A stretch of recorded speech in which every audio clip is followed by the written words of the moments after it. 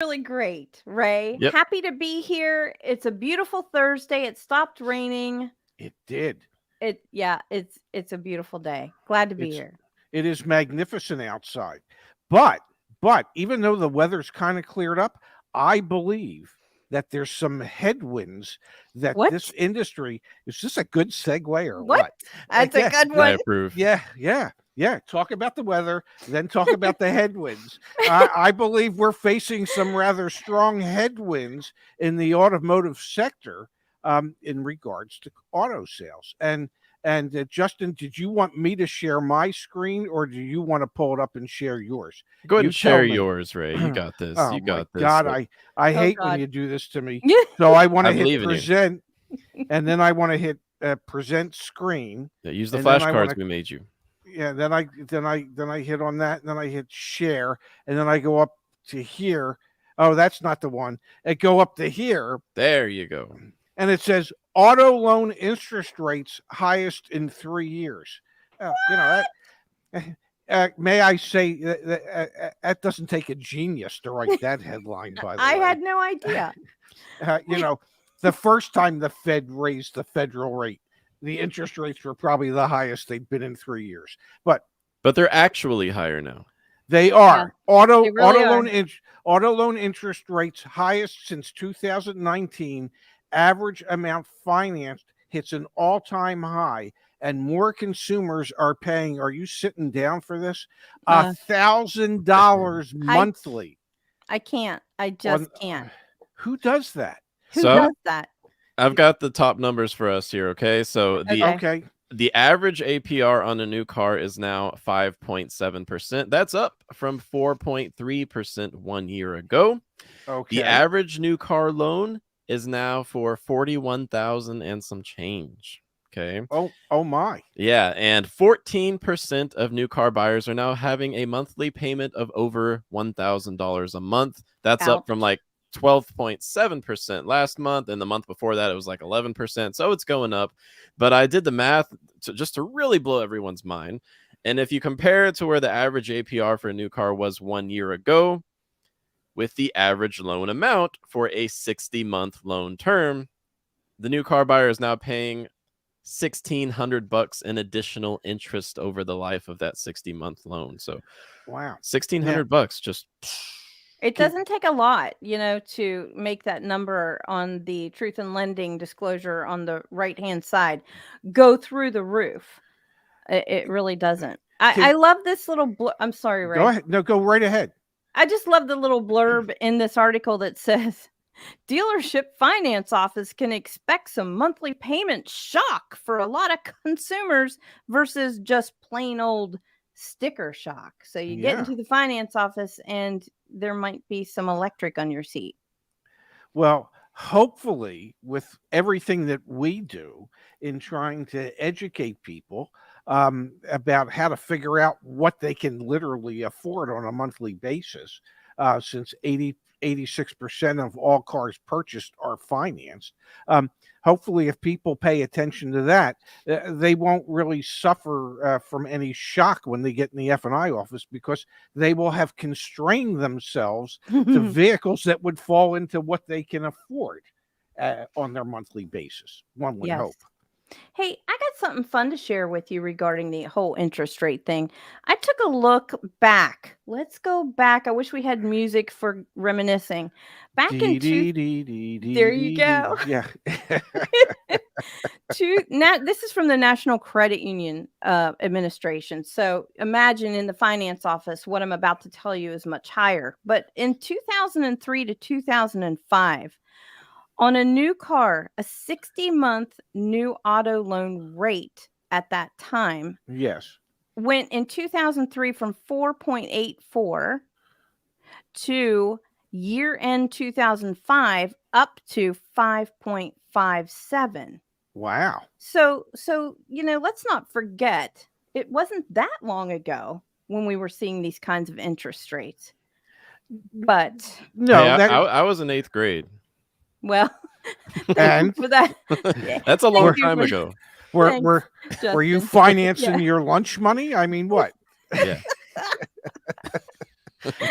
But so you're right. That wasn't all that long ago. But Yep. having said that, Yep. after the Great Recession, where the Fed basically took the Fed rates down to zero for the longest period of time. It was what, 8, 9, 10 years, maybe 12 years, where Of interest zero. rates Yeah. were next to nothing. So that anytime you have an increase like we're seeing now, if you haven't seen anything like that in 10 years, well, that's a big deal. It's a Um, really big deal. And listen, Ray, okay, so 2003 to 2005, that's what interest rates look like. And yes, we do tend to forget, don't we? I remember day in and day out of people arguing to get, no, I don't want 1.9, I want 0%. well, So do I. yeah. And now people are going to be arguing, hopefully, for the lowest interest rate that you can possibly get, which is why we teach you how to do this. Yeah. For example, check out this comment here saying that their little brother is trying to buy out their lease and Chase offered them 7% with a credit score of about 800. That's the kind of stuff we got to start pushing back against while we have the opportunity, because got the Federal Reserve behind me and it looks like they're going to keep jacking up rates. So their lights are on, Justin. Yeah, their lights are on. Yeah, that's because they're busy printing money. And go ahead. Before we move on, we're not about to move on from the interest rate topic, right, Yeah. Ray? No, not yet. Yeah. I've got to share a very special resource with the YAA community because I made it just for you, the listener, you, the viewer. Oh. Okay. And for you, Ray and Kimberly, Thank of course. Yes. The best auto loan rates right now as of October 4th. These loan rates are typically good through the end of this month, and I plan to update it as we go through time. So check this out. If you're looking for the best auto loan rates offered by captive lenders or manufacturer rates right now, what's the correct term for that, Kimberly? Like, Hyundai's best rate. What's the term for that? A captive lender is what you would say. And that's what we want people to say, because that's what Kimberly. the dealership uses. Yeah. And we want you to use their language so that they know that you know what you're talking about. I love it, Kimberly. Well, for the consumer out there, if you're thinking about buying a new car, rather than scrolling through this gigantic document that I created, you can find the brands that you are interested in right now. Wow. Let's go to Ford, for example, and we've got Ford's promotional rates. Well, right now Ford has no active financing offers, but here's the next one. We'll go to the next one. Genesis happens to have some active through Halloween. This. Yeah, so this is all the latest info direct from the manufacturers, from the captive lenders, and we will update this once we get to November. So head over to this resource. I will drop a link in the chat if you're joining us live. Thank you. Yes, that's awesome. Thanks for that, Justin. That's a lot of information. And the most important part about this article is to remember, do not get screwed. I saw it right there. Okay.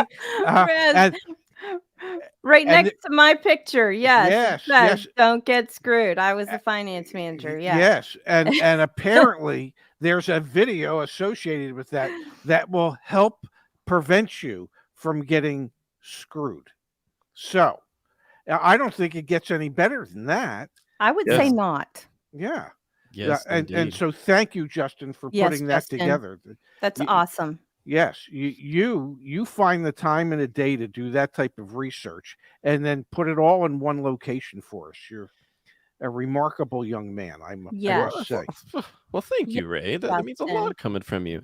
Well, I'm going to steal more time with my show and tell that I've got going on. Okay. I know we've got plenty to talk about. Give me 30 seconds. I see Jack in the chat wondering about lease payments. What are the lease deals out there? Well, guess what, you guys? I've got you covered because... Oh, my! Hot off the presses as of literally 30 minutes ago. 30 minutes ago. This is brand new. Google doesn't even know it exists yet. You can go to our blog on joinyaa.com. The best new car lease deals this month. Would you believe it? Great. That's great. Would you believe it? So I will not go on and on, but I just want to say that we created this resource just today. You can find out what every automaker's best lease deals are for the month of October. Compare and contrast. I'll drop it in the chat.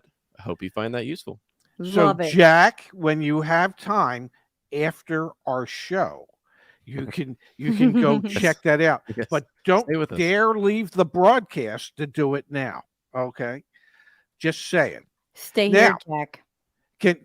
can we? Did you want to share the Fed news, or am I still sharing?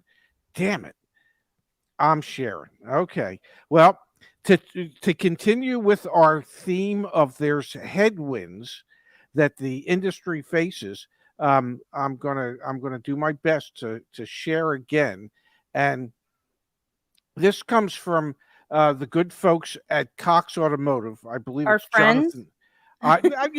We refer to everybody as our friends, and the truth Yes. of the matter is, the only friends in any of the major publications that we have are at Black Book. So I'm just going to say the good people now, the good people, because The good people. they don't know us and we don't know any of them. Okay. The truth of the matter is, I'm not getting any emails from Jonathan Smoke. Gotcha. So I'm not. Now I'm not saying I couldn't be a friend of his at some point, but at this point he's not a friend.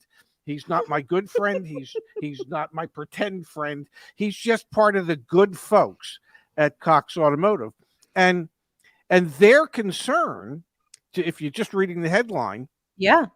I love his whole thing is smoke on cars, because God knows everybody wants smoke on their cars. The Fed needs to slow down and assess the impact on critical sectors like auto. And I read this, and it's amazing how they came to the conclusion that with the Fed raising interest rates, that it was going to take potential buyers out of the market. Well, that was the whole idea. That's pretty genius, I would say. Also, dare I say, Ray, Yes. this kind of sounds like the perfect storm. Oh, wow. It is hurricane season.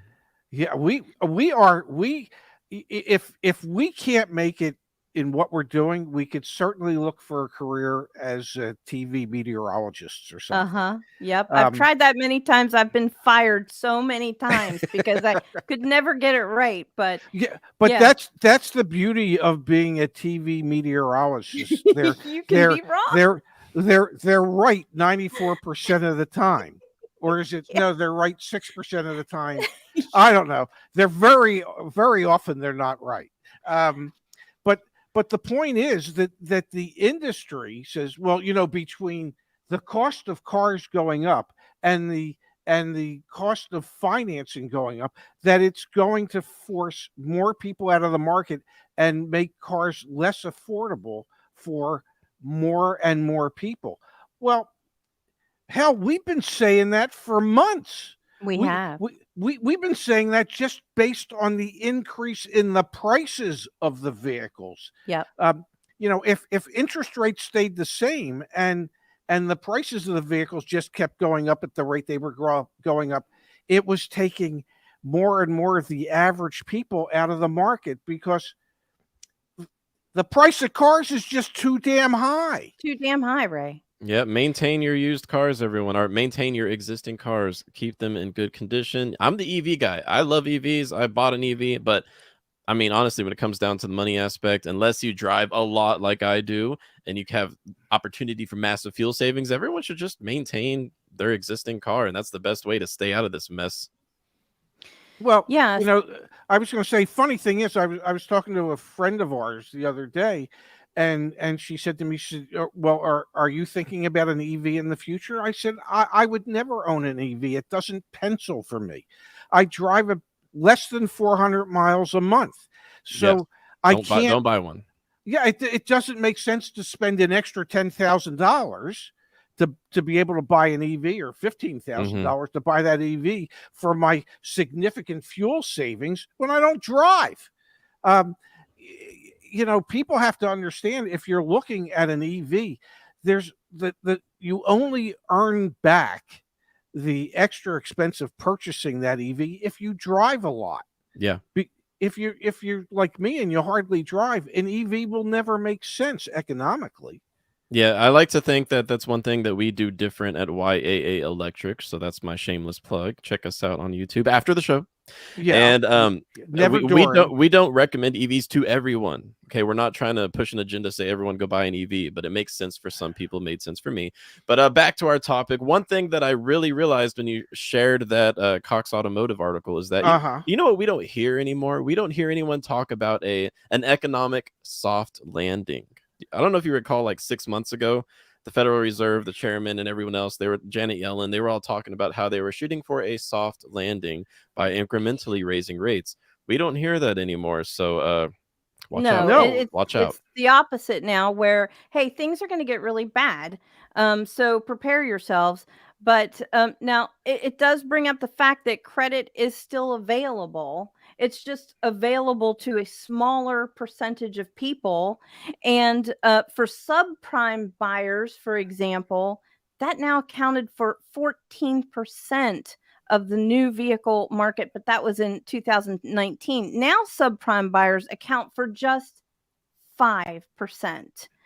And deep subprime buyers have all but disappeared. So you might ask, well, what exactly is subprime, right? What makes me a subprime buyer? If you have a credit score anywhere from 580 to 619, 620, the score alone, remember that it's more than a score, it's a picture that you're putting together.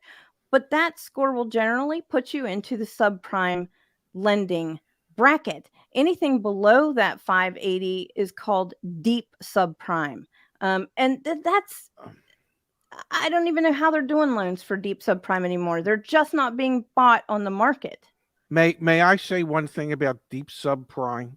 It's also Yes. known as being in deep doo-doo. Do. Okay.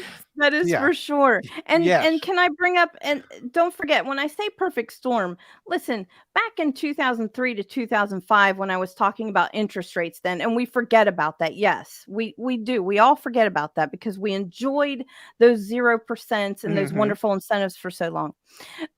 But this is a little different. This is coming out of a pandemic, supply chain issues, world strife, and now we're hearing there very, very possibly could be rising gas prices. So to me, that is the perfect storm for demand.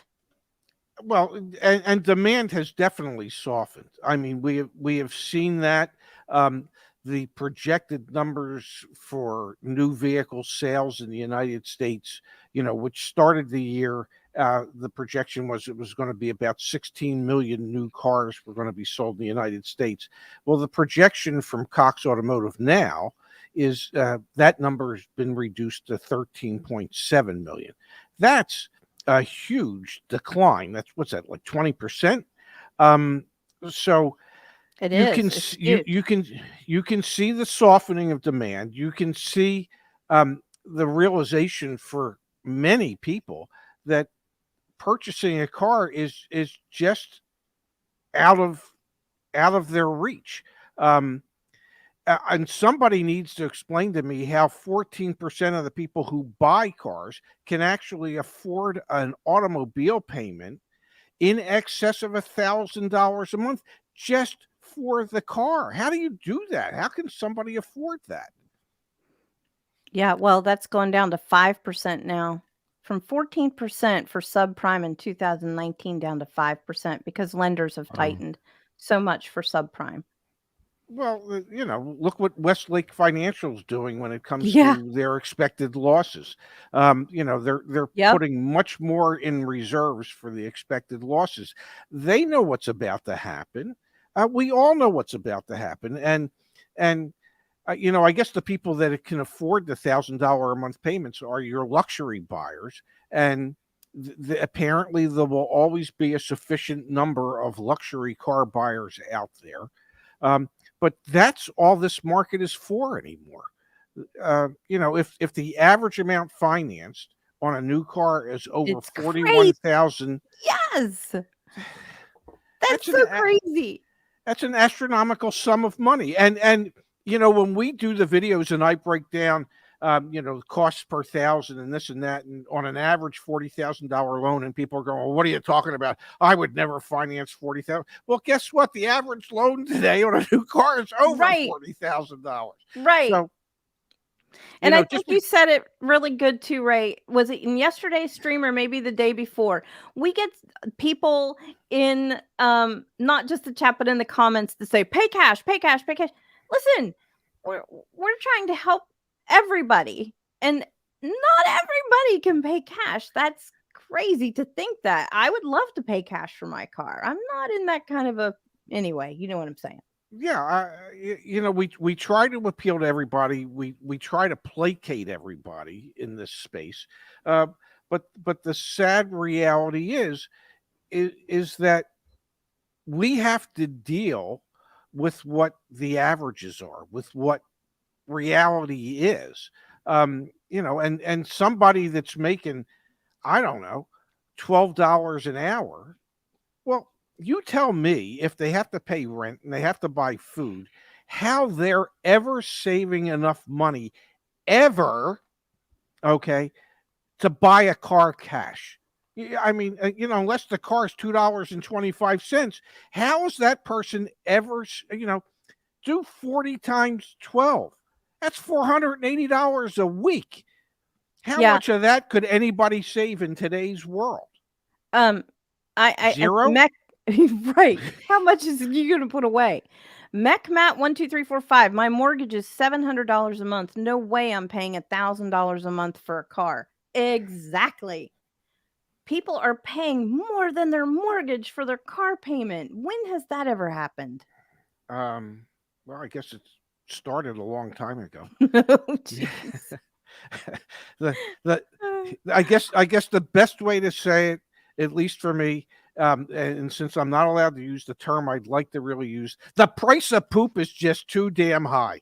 Okay, and I'm talking about all kinds of poop. It's just all the poop out there is too damn high. But that's just me. Justin, you look like you want to say something. Say it, Justin. Say it. I do. Okay. Oh, I've just been wanting to start ranting and venting about how Ford was supposed to save us all with their affordable EVs, the $39,000 F-150 Lightning, and I don't know. I'm just not feeling too happy this morning because of how the F-150 Lightning's starting price for the Pro trim is now a solid. Let's do the math.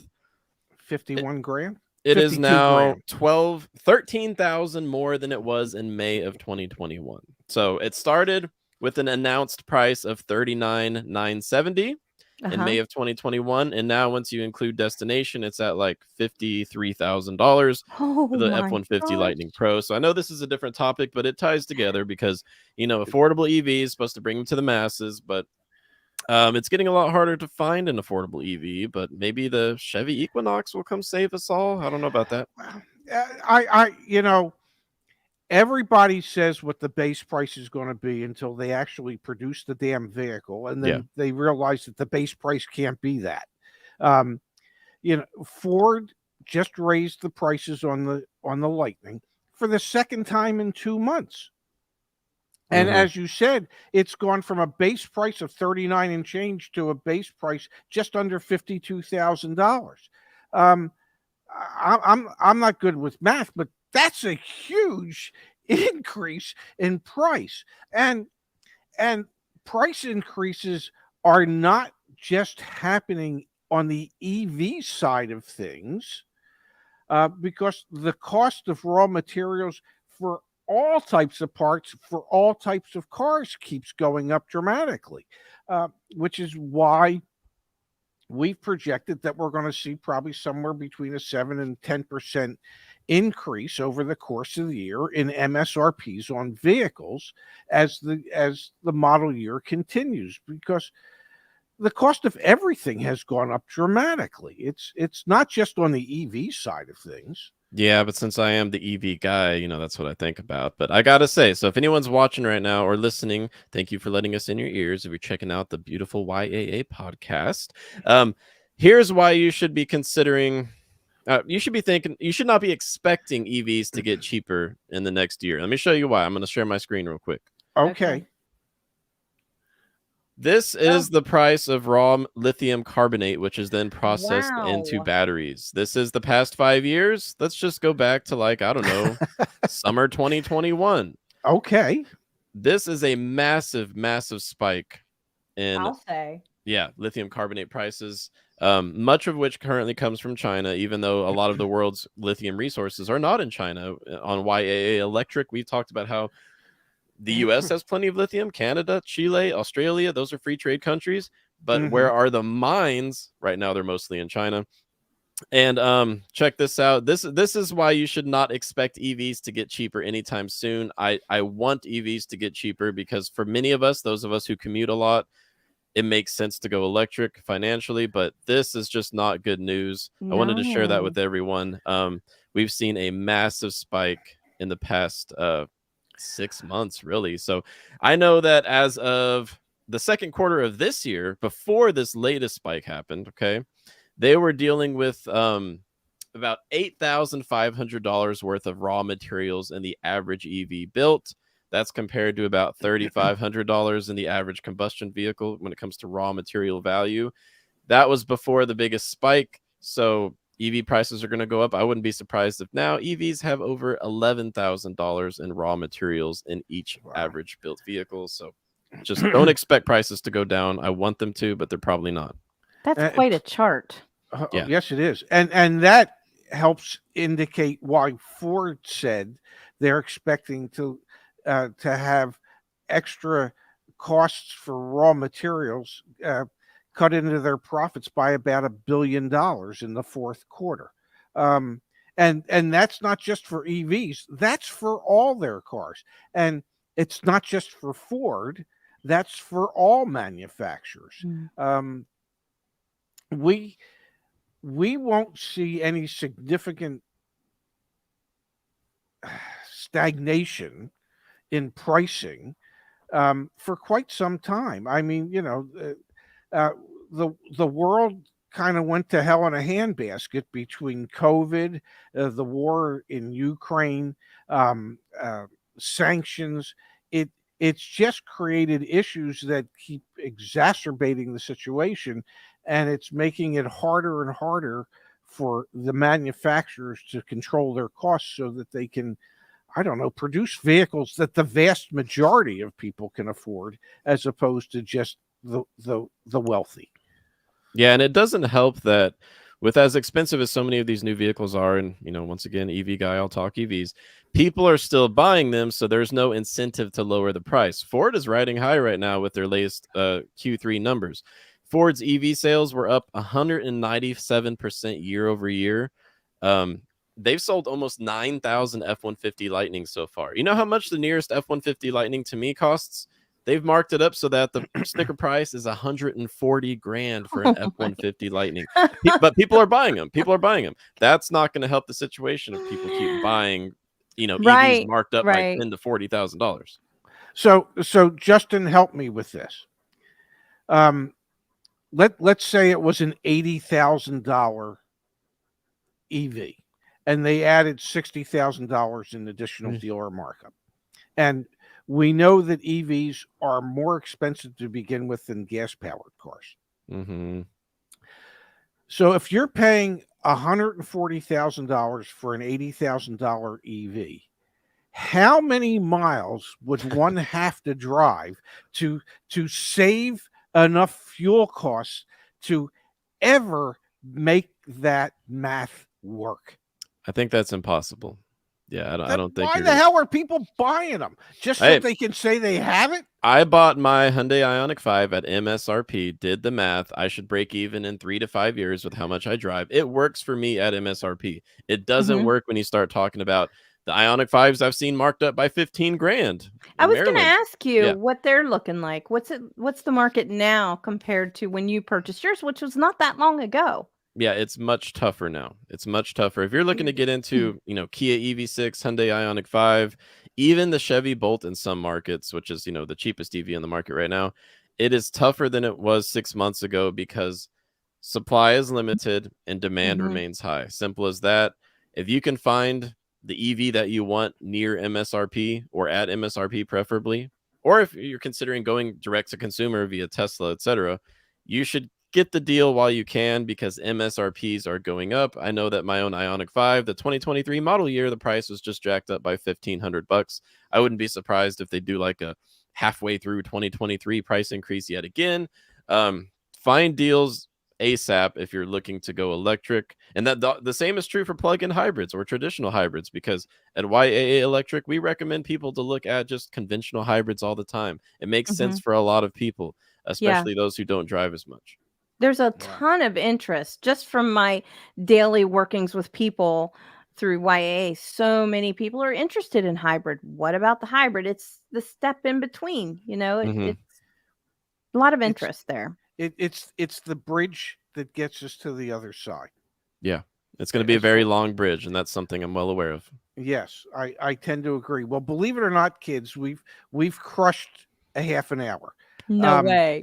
We have. It doesn't seem like it, but we've done it. Doesn't. And I could go on forever, except the young lady. I'm assuming she's a young lady. I haven't met her yet. The young lady that's supposed to give me a shave and a haircut at 1 o'clock. It could be some big burly guy, Ray. Could be an old man. Well, it could be, except that her name's Jessica. Oh. We won't get into that. Well, you didn't tell us that. I mean, we would have known. But maybe Jessica is a big burly guy who's in the middle of something. I don't know. Well, send our regards to Jessica. Send our regards. Hopefully Jessica does a good job, because I can see that she's got her work cut out for her on your hairstyle. Yeah, she's going to make out like a bandit because she gets to charge me like I have a full head of hair, and well, I don't. But it's more anyway, work, Ray. You know, it's more work to get each hair individually. So there's that. We'll find out exactly what kind of artiste she is. So I have to go walk to the barber shop, get my hairs cut. Thank you both for being here today. Kimberly, you and I will be back here tomorrow, because tomorrow's Friday, and that means Kimberly's Corner. Yeah, and I hope I can bring some tips and tricks tomorrow for finance. Well, we are in Halloween month, so we should do tricks or treats. Tricks or treats, yeah, I like that for tomorrow. I do too. That's good, right? So we will be back here tomorrow at noon Eastern, 9 Pacific, with more news that you can use from YAA. Thank you, everybody, for being here today. We'll see some of you back here again tomorrow. Have a great one, everybody.